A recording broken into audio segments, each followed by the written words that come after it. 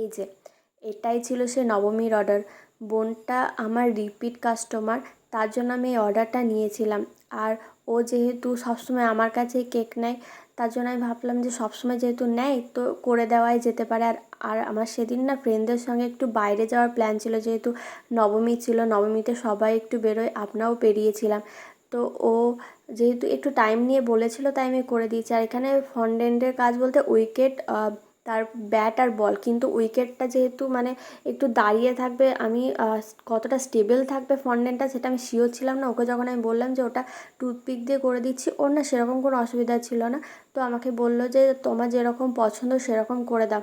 তো আমি এই মাঝে পুরোটা আমি মাঠটা করেছিলাম গানাস দিয়ে, আর উইকেটটা টুথপিকই বসিয়ে দিয়েছিলাম। ব্যাট আর বলটা ফন্ডেন্ট দিয়ে করেছিলাম, যেটা বেশিক্ষণ টাইম লাগেনি, শটের মধ্যে হয়ে গেছিলো।